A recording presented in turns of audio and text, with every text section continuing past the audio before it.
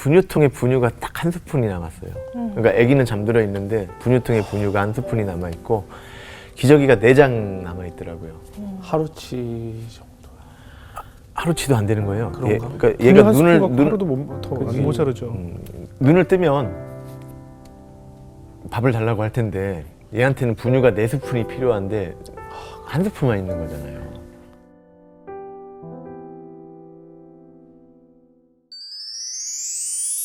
김지현 대표님께서 그러니까 미혼부로 이렇게 홀로 아이를 키워 오셨는데 오늘 그 이야기를 한번 좀 나눠볼게요. 네. 일단 우리가 사랑이라고 이름을 부를게요. 네네. 예, 우리 사랑이의 아빠로서 어떻게 이제 사랑이를 얻게 됐을까 한번 이야기를 나눠볼까 해요. 저도 이제 결혼을 약속을 하고 네. 결혼 전제하에 이제 교제를 시작하고 그러다가 이제 또 뭐 이런저런 상황 때문에 이제 같이 살게 됐죠. 네. 같이 살게 되면서 좀 계획보다 뭐 그래 미리 둘이 얘기했던 것보다 일찍 아이가 생기게 된 거예요. 네네. 아이가 일찍 생기게 됐고 또 때마침 제가 하던 일들이 좀 많이 상황이 안 좋아지고 네. 뭐 거의 망하다시피 했었고요. 예, 예. 이제 그런 전반적인 상황이 이제 이 아기 엄마한테는 큰 그 부담이었었던 것 같아요. 네. 그러다 보니까 본인이 임신 사실을 알고 이렇게 그 우울증을 좀 크게 얻으셨던 것 같고 네. 사람이 뭐 나쁘거나 그런 게 아니라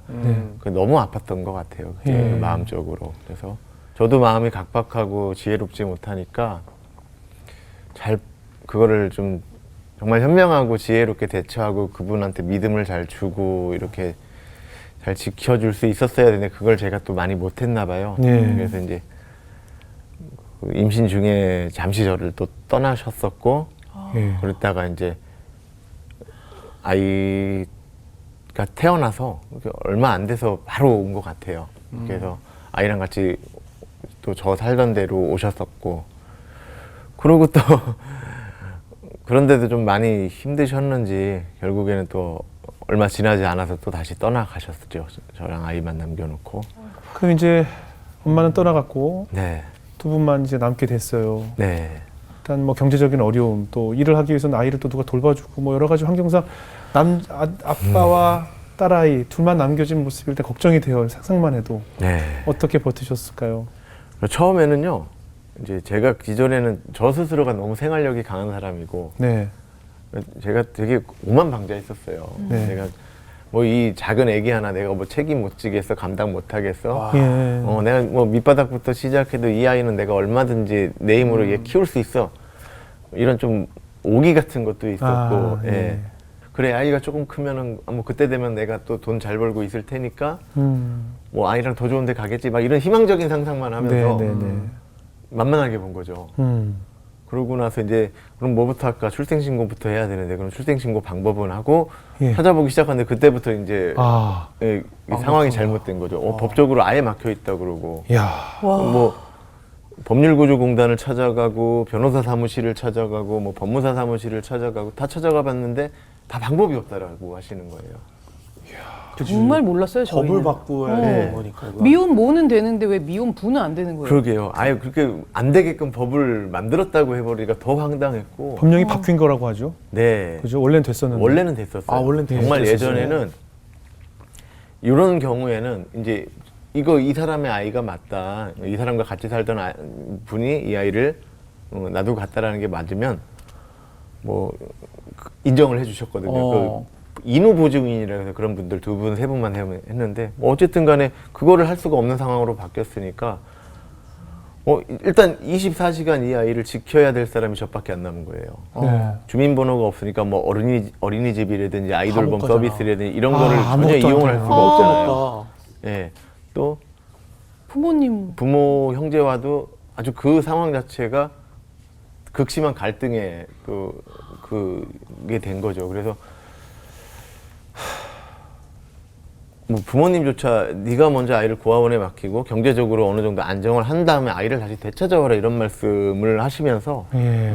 또 저희 또 부모님이 이렇게 좀 이렇게 언어적인 표현이 약간 독설에 가까우신 좀 말이 세신 분들이세요. 네. 그러다 보니까 제가 너무 상처를 받고 그 말 자체가 듣기 싫고 엄마 사랑도 못 받는 아이가 아빠가 돈을 핑계로 물질을 핑계로 어딘가에 맡겨놓고 지는 또 지대로 산다라는 게 말이 안 되는 것 같아요. 그러다 보니까 혼자 아이를 기를 수밖에 없었고 예.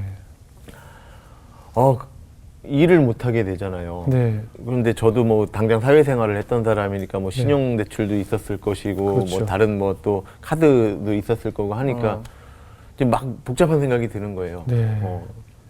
그러면서 돈을 당장 수입은 이제 끊긴 상태고 예. 또 아이 낳기 한동안은 아예 돈이 없이 지나던 시절이었으니 넉넉지 않았고 네. 이제 그때부터 다 팔기 시작했어요.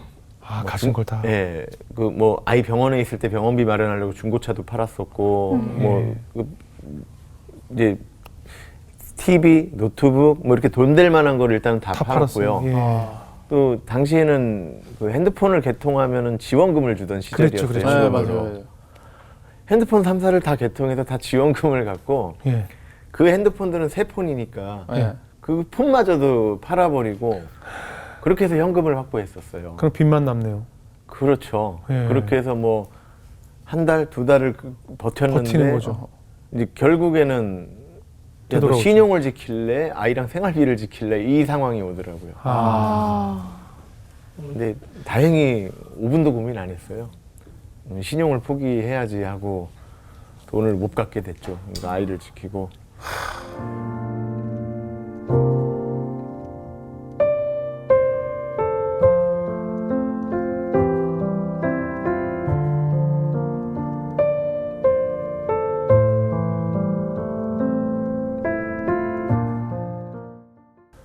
어떤 일을 하셨어요, 당시에? 정말 한 20군데가 넘게 그러고 일자리를 구하러 다녔고 예. 그중에 한 10군데는 정말 뭐 반나절이라도 일해보고 하루라도 일을 해봤었어요. 네네. 뭐 어디 양말 스타킹 만드는 회사 네. 창고에서도 그렇게 반나절 일해보고. 한 달 일할 동안 그럼 아이도 같이 가서. 그쵸, 옆에 이제 놓고. 아기 그 유모차 거기에 재워놓고 하고 정말 먼지가 많이 나르긴 하더라고요. 그럼 저는 그럼요. 또 그 뭐 그 애기 그 거즈 예. 좀 큰 천 있잖아요. 예.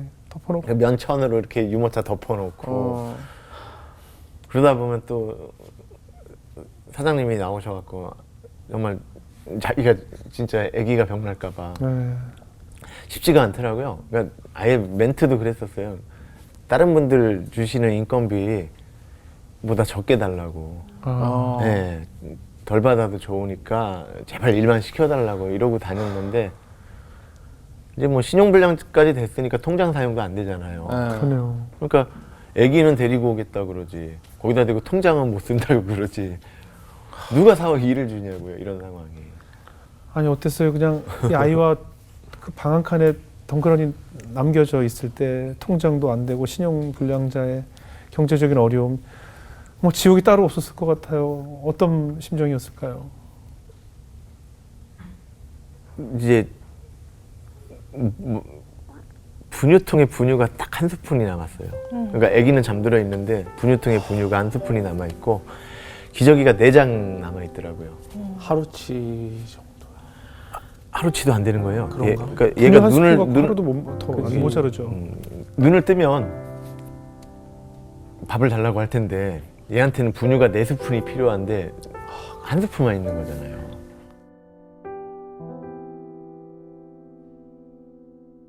야, 이거를 물을 타 먹여야 되나? 좀 이렇게 분유를 흐리게 줘야 되나? 그러고 나서 그 다음은 막 정말 이런저런 생각을 하게 되는 거예요. 막 그러더니 얘를 살리려면, 얘를 지키려면 내가 얘를 포기해야 되는 건가? 이런 생각이 이제 나오는 거예요. 이 아이가 나랑 있으면 굶어 죽겠구나. 이러다가 이 아이가 아프면 내가 병원은 데려갈 수 있을까?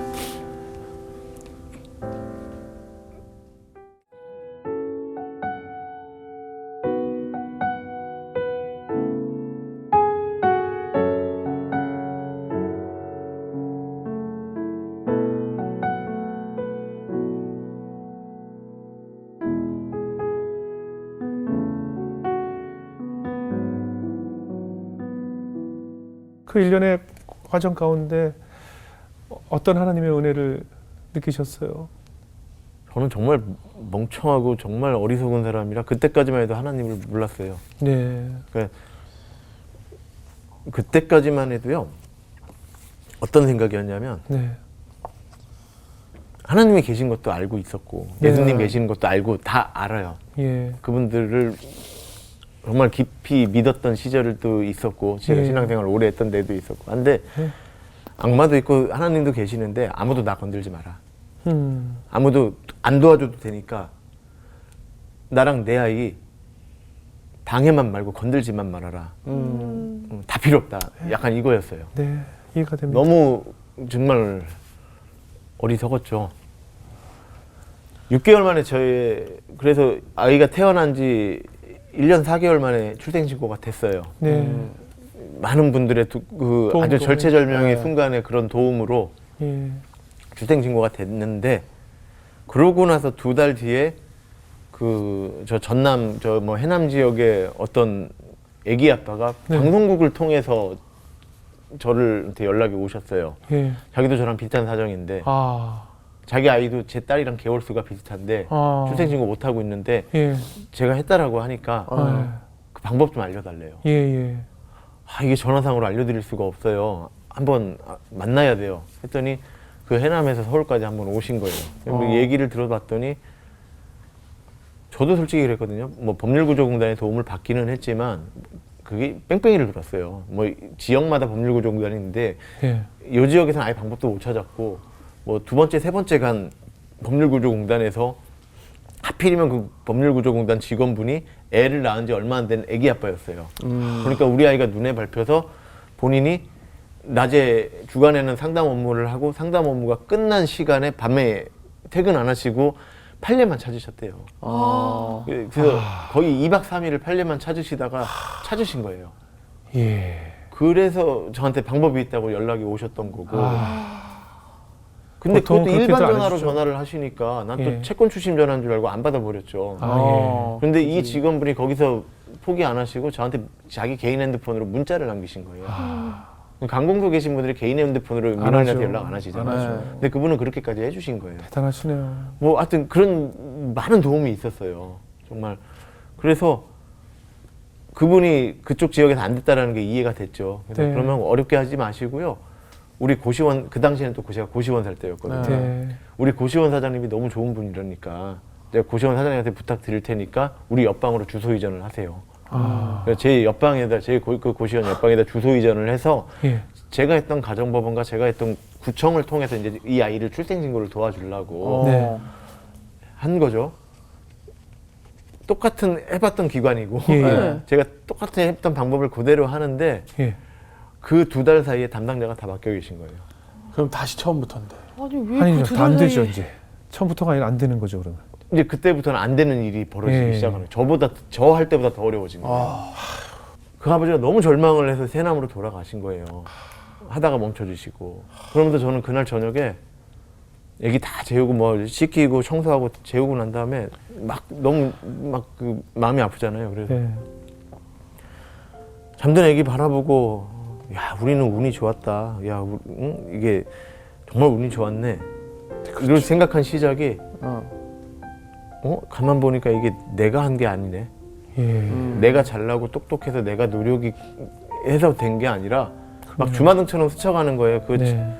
처음에 막 그 어려울 때 막 저 일 주신 분들, 그 예. 공무원분들 한 분 한 분, 뭐 법률구조공단 직원분, 김혜리 씨. 김혜리 씨, 뭐 그 절체절명의 순간에 그 정말 그 순간에 그분들이 없었으면 언제든 삶의 끈을 놔버려도 그렇죠.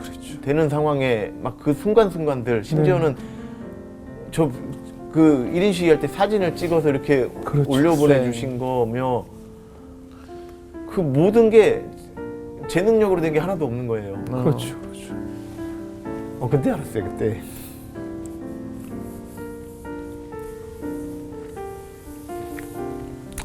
이건 운도 아니라 내 노력도 아니라 하나님께서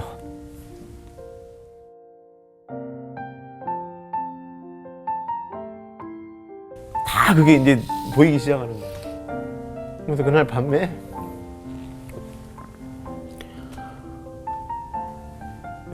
그렇게 똑같은 맘을 계속 되풀이하면서 또 울었어요. 아버지 하나님 죄송합니다. 아버지 하나님 잘못했습니다. 피해가 나왔군요. 아버지 하나님 감사합니다.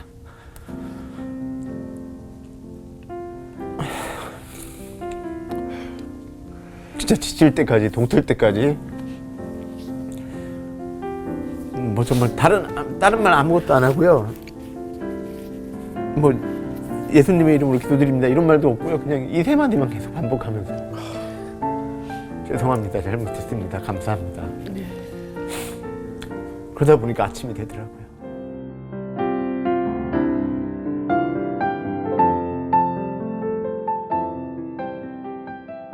현재 세상에서 제일 좋은 아빠의 품 네. 대표를 맡고 계세요. 어떻게 이 곳을 설립하게 되셨어요? 어느 뉴스 전문 채널을 봤는데 뭐 그 20대 남성과 출생신고 안 된 아기가 죽은 채 발견이 된 거예요. 이거 딱 꽂히잖아요. 제 그렇죠. 입장에서는 막 소리를 키워서 듣게 되고 제가 그때 당시 그 이해한 내용으로는 그 20대 남성이 먼저 죽고 아기는 뒤에 굶어 죽었더라고요.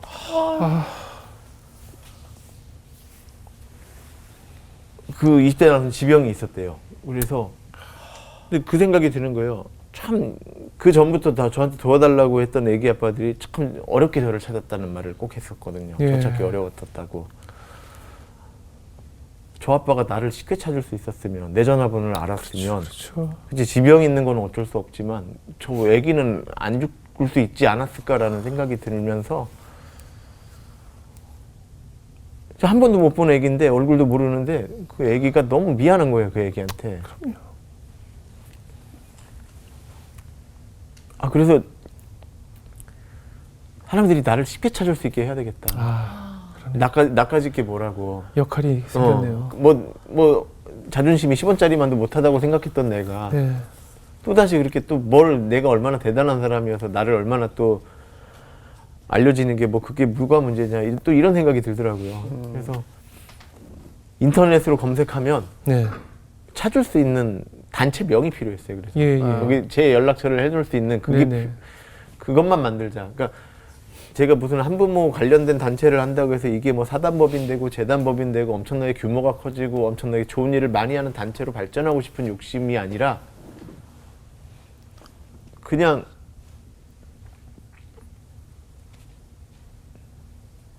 그거를 해야 되겠다. 네, 같은 환경에 있는 남자들이 네. 예. 남자들이 아니 저는 정말 순수하게 아빠들은 고생해도 돼요. 근데 그 밑에 있는 애기들 아이들, 예. 얘네들만 그건 그래서 그때부터 이제 하나님한테 이제 생각날 때마다 그렇게 기도를 했던 것 같아요. 그들이 나를 좀 쉽게 찾을 수 있게끔 네. 제가 그런 일을 해도 되겠냐. 예. 그리고 그거를 할 수 있게 해주십시오. 된다라고 하면. 그러고 나서 몇 달 뒤에 여가부 장관한테 연락이 온 거였고 막 그거 관련해서 뭐 표창도 받게 되고 그러니까 멍석이 막 깔려지는 거예요. 네네네. 저절로 진행이 되져 버리더라고요. 그래서 지금 또 그걸 만들어 놨더니 그렇게 1년에 서너 명이던 애기 예. 아빠의 연락이 얼마나 와요? 지금 그 코로나 2019년 제가 4월에 기준. 만들었거든요. 예, 예. 2019년 4월부터 이번 달 기준으로 20명이 넘어갔어요. 출생 신고 소송만 도와준 애기들이. 그 밖에 뭐 다른 도움과 지원을 해준 집은 예. 더 많고 예. 순수하게 출생 신고 소송만 해줘야 되는 애기들이 지금 23명째가 되고 있어요. 아유, 훌륭한 일 하셨네요. 그러니까 처음에는 애기들 만나러 가면 같이 애기 아빠랑 같이 울었어요. 네. 너무 안쓰럽고 그럼요. 너무 마음 아프고 또 예전에 제 나를 예전 예전의 모습이 생각나고 떠오르잖아요. 네. 심지어는 막 이 아빠 나 가고 난 다음에 자살할까봐 막 그거 단돌이 하고 그렇죠, 그렇죠. 막 그랬는데 언젠가부터 뭔가 변하기 시작하는 거예요. 예. 그 아이들이 전혀 불쌍해 보이지가 않는 거예요. 그러니까 저도 잠깐 망각했던 거예요. 제가 그때 다시 하나님을 느끼고 다시 하나님의 존재를 다시 생각하게 되면서 네. 그 말씀을 했잖아요. 이 애기 내가 혼자 키우는 거 아니라고. 음. 그래서 그 아기한테 뭐 그 아빠의 종교가 어떻게 됐든 간에 아기한테 그 말을 해줘요. 귀에다 대고 제가 한 번씩 안아주고 저도 먹이니까 너는 전혀 불쌍하지 않고 너는 누군가가 너와 함께하고 계신다. 그리고 너의 앞날은 절대 부정적이지가 않다. 정말 희망적이고 긍정적이 너무너무나도 많을 것이다. 그런 것들을 네가 많이 가질 수 있게끔 저는 뭐 기도해 주는 것밖에 없으니까. 예, 예. 네. 그래서 뭐 보통 애기 아빠들 만나러 가면 뭐 그 자리에서 같이 애기 아빠랑 기도하는 경우도 있고 그래요. 그러지 않으면 집 앞에서 기도하거나 왜냐하면 그 집안에 뭐 불상이라도 있고 그 뭐 닮았던 그림이라도 있으면 예, 그냥 집 앞에서 기도하고 그 집 들어가서 뭐 할 거 하고 나온 다음에 그 또 나오자마자 차 안에서 기도하고 네. 참 그러고 보니까 제 차에서 기도를 많이 하는 것 같아요. 아, 그렇군요. 네, 그렇게.